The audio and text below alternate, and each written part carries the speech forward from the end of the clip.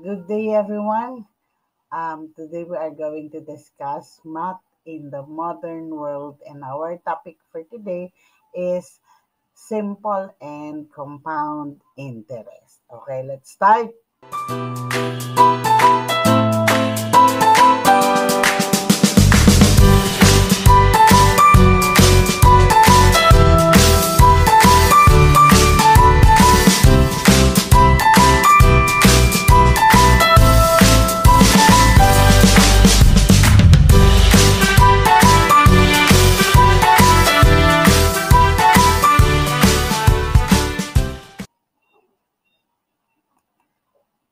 So, we are going to discuss now simple and compound interest.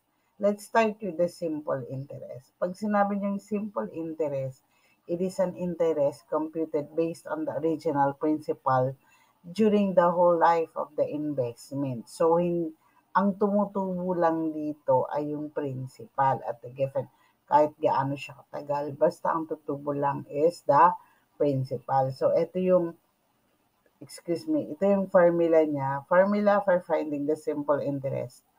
I is equal to PRT, wherein I is the interest, P is the principal, R is the rate, and T is the time. So as we go along with the discussion, may makikita kayong mga problems na kailangan yung sagutan. So, pag may nakita kayong star, sagutan nyo na. So, some of the answer will be discussed during our discussion sa classroom. Pero yung iba naman, ilagay ko na yung answer. So, pwede nyo maging reference. So, siguro may pangilan-ngilan lang na hindi ko nilagay dito sa video yung answer. Pero, you have to answer it. Okay? So, we're going to discuss the answer sa classroom. Okay. Simple interest. Example, suppose you put 5 pesos in the bank. The bank pays 4% interest in a year, and this is credited to your account at the end of the year. So, dito, nandiyan na yung total acquired amounts, yung amount, pati yung principal, kasama yung interest. Okay. Well, ang formula niya is A is equal to P times 1 plus I to the T or the time. So, amount A is for the total acquired amount, and then P is the initial investment or principal amount, T is the time, and I is the interest rate. One is constant here. Okay.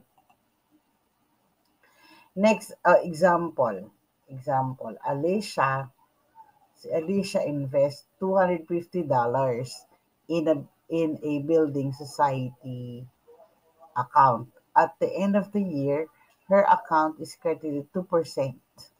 How much interest had her $250 earned in a year? So dito kasama yung principal. So we are going to compute for the amount. Aalamin natin kung magkano talaga yung magiging pera niya at the end of the year. So, A is equal to P times 1 plus I to the T. So, ay yung 250 times 1 plus 0.02. Saan ba galing yung 0.02?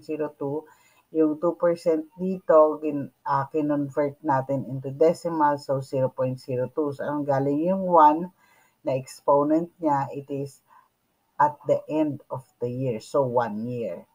So, equals $255.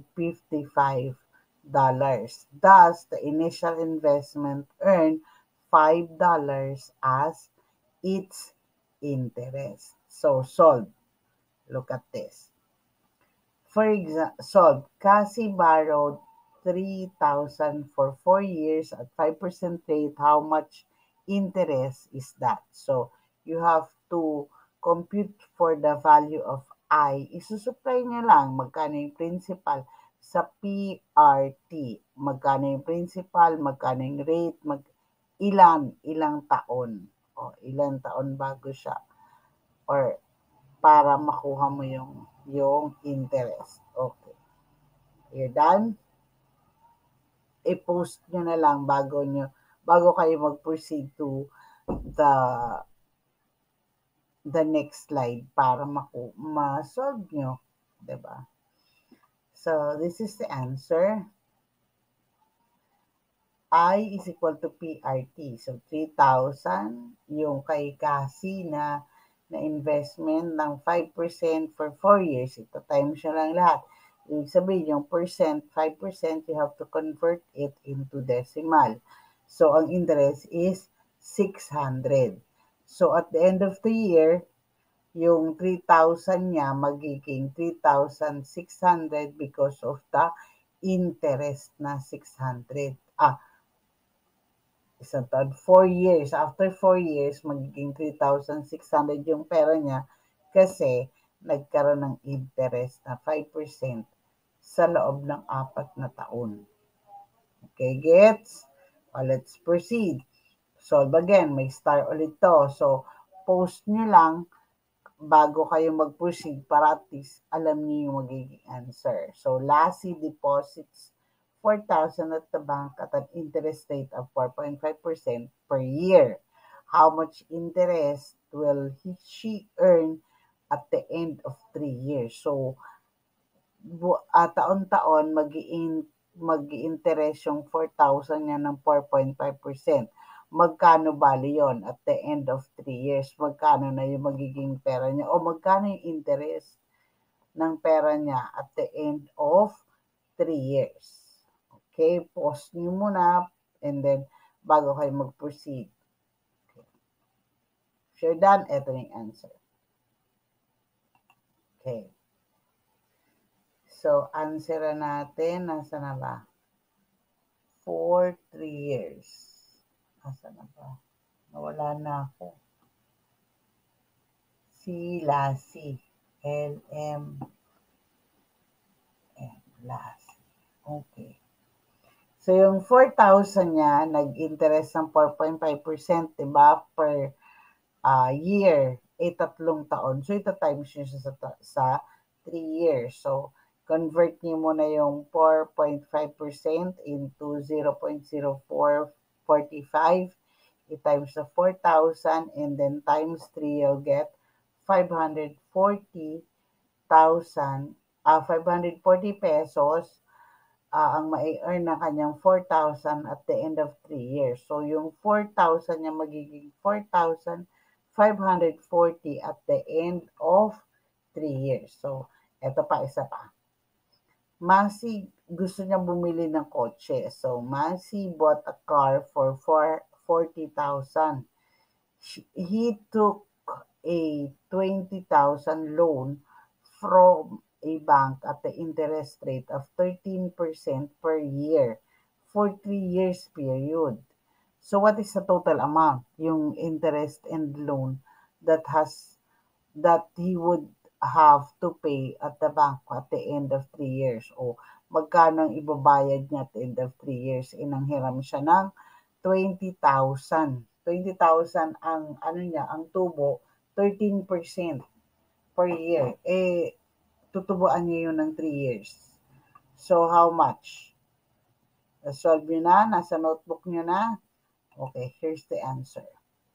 Okay. Simple interest is equal to 20,000 times 13% times 3 years. So, ang 13% convert nyo muna sa decimal. So, 0.13 times 3 years. At the end of 3 years, he has to pay 27,800 kasi ang principal niya is 20, di ba? Plus 7,800. So, magbabayad si Masi ng 27,800 at the end of 3 years. Okay? Next. Here's another problem. Pero ito yata hindi ko nilagay ang answer today. So, Nasi has got a $1,200 loan for 2 years. She paid 90 as an interest. How much is the interest rate? So, Percent ngayon ang hinahanap nyo. You have to transpose. Ano yung magiging sagot nyo? Okay? Try to solve. I want to see that on your notebook. Sagutan nyo, lagay nyo sa inyong mga notebook. Okay. Next is what do you mean by maturity value? So maturity value is the total amount the borrower would need to repay a loan. Yan yung babayaran ng borrower yung pagkatapos ng maturity. Ano yung maturity value? Ano yung total value na babayaran niya? So dito, let's have this example or you have to solve this, okay? Ito naman yung formula. F or the total value, future value time P plus I. Since I is PRT, yung interest, then F is equal to P plus 1 plus rate times time. So dito ang A naman, total amount is equal to P plus I plus yung total time or yung time kung kailan siya na-borrow. Ilan yung usapan. So dito, look at this. Find the maturity value of a loan of 10,000 for 3 years with an interest of 10%. So 10% ang interest niya for 3 years. Magkano ang maturity value o ang F niya? So, there we go. Sinolve nyo na ha. I is equal to 10,000 times 10% times 3. Kinonvert lang natin yung 10% into 0.10. And then, ang interest niya is 3,000. So, ang future or ang maturity value niya would be 13,000 at the end of 3 years. So, ito naman, we are also going to discuss or distinguish, pag-iiba-ibahin natin, what is the ordinary interest, exact interest, approximate time, and exact time. Pag sinabing ordinary interest, interest computed on the basis of 360 days a year. So, ang ordinary interest ay PR, ang time niya ay number of days kung ilang araw mo siya uutangin divided by 60. For example, ang time rate niyo is, ang usapan niyo 90 days lang babayaran mo na. So, 90 divide over mo siya ng 360. Yun yung magiging time. So, sa exact interest naman, i.e., interest computed on the basis of the 365 days per year. Kasi 365 days per year naman talaga.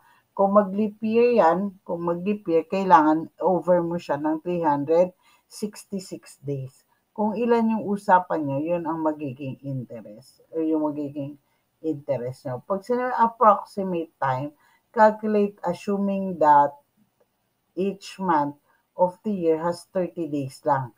So, kung ilang buwan yan, halimbawa, 3 buwan, ilalagay mo 30 times 30 days. Hindi mo gagamitin yung, yung 31, 30, 31 or 30, 31, 30. Doon yun sa exact time. As the name suggests, it's referred to the exact number of days as found in the calendar. For example, July, August, and September ang usapan nyo. So, ang magiging days nun, 31, 31, 30.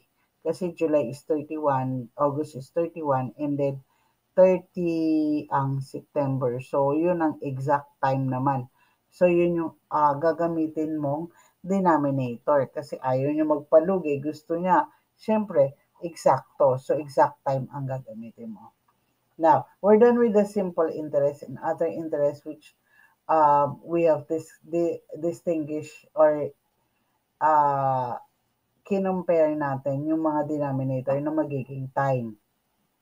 So, we are now going to discuss the compound interest. Pag sinabi niya naman compound interest, ito, this is the an interest computed based on the original principal and the accumulated past interest. Halimbawa, may usapan kayo na babayaran nyo after a year, hindi naman nabayaran. Pag sinabing compounded interest, yung interest niya magiging principal o masasama sa principal sa susunod na taon. Pag sinabi niyong compounded interest for 3 years, halimbawa, yung unang taon principal pa lang ang may tubo. Ang pangalawang taon kasama na yung tubo ng unang taon at saka yung principal. Yun ang kukuhanan mo, yun ang magiging principal naman for the second year. For the third year, yung principal nung second year plus yung interest, idadagdag na naman at yun ang magiging principal for the third year. O for example, ang usapan nyo is semi-annual, annual magtutubo o di every 2 beses siyang papatong sa isang taon. Kung quarterly naman, 4 na beses. Kung monthly naman, 12 months siyang papatong ng papatong. Ibig sabihin, after a month, yung principal, nadagdagan ng interest, yung interest ma-add sa principal, yun na naman ang itutubuan nyo. So, ang formula of finding the compound amount is that F is equal to P times 1 plus I plus N, wherein I is J over month. Okay? Ang interest naman is F minus the principal. Yun ang naging interest na. So, let's have this example. Sabi dito, suppose you put again a 5 peso in the bank.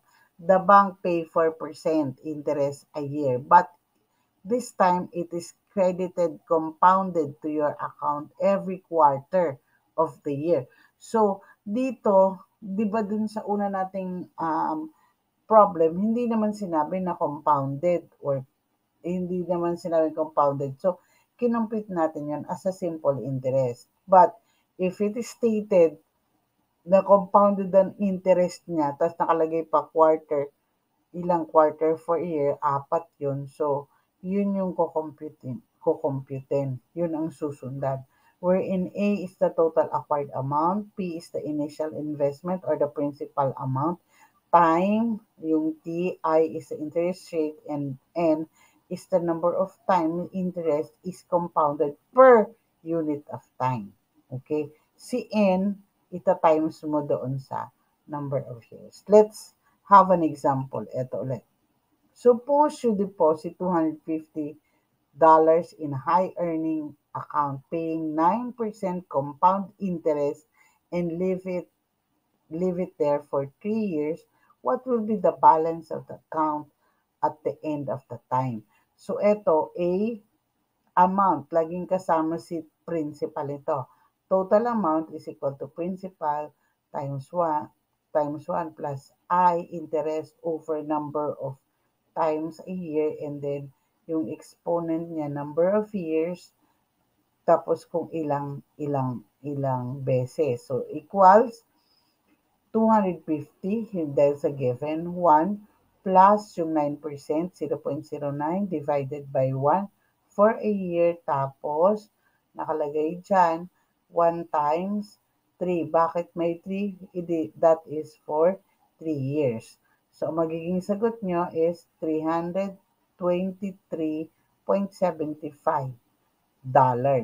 Since the problem did not specify the number of times it is compounded per year, it is assumed that it does so for once every year. Hindi naman sinabi kung ilang beses eh. Kung quarterly, ang denominator mo is 4. So, yun yung magiging interest. So, next, solve. You solve this one. Okay, solve this on your notebook. Find the interest and compound amount on the loan of 54,600 for 5 years, 6 months with an interest of 8% compounded quarterly. Okay, try to answer. O, tatlo naman kayo dyan, di ba? Try to answer it. Naku. So, here's the answer. Find the compound amount of interest. So, nasagutan niyo ba yung una? Sige, sagutan niyo na lang. Sagutan niyo sa sa sa notebook ha. So, given um, if 2,500 is invested at 13% compounded quarterly for 12 years. For 12 years. So, ang given niya is ang P. Yung principal is 2,500. Tapos yung J niya is 13%. Yung pinaka-interest niya. Yung time is 12 years. Ang ilang months daw quarterly yung 'di ba 4 kasi quarterly 4. So M is equal to 4. So N is time times M. So yung time natin is 12 years, yung T is 12 years times 4 equals 48. So ang I natin, J, 13%. Inano lang natin, baga, kinonvert natin into decimal which is 0.13% divided by 4. Bakit divided by 4? Ito yung quarterly. So, ito yung tubo niya quarterly. So, 0.0325. So, ano yung ano niya, yung total amount or yung compounded amount. So, F is equal to P times 1 plus I interest tapos to the N power. So, equals 2,500 times yung 1.0325 yung galing dito sa interest to 1 plus, ito yun na yung pinag-plus na natin. Saan galing yung 48?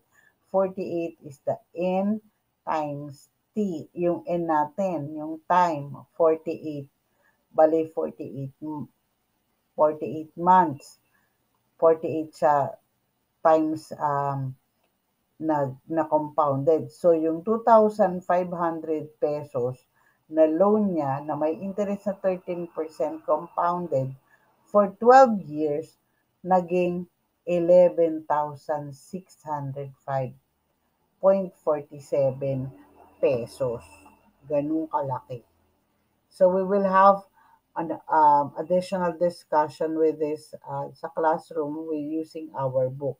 So this is just a lesson, supplementary lesson, at saka quiz na din, an activity for you to do uh, sa bahay. Okay? Or uh, before our discussion. Oh, are you done? Okay, thank you. Have a great day.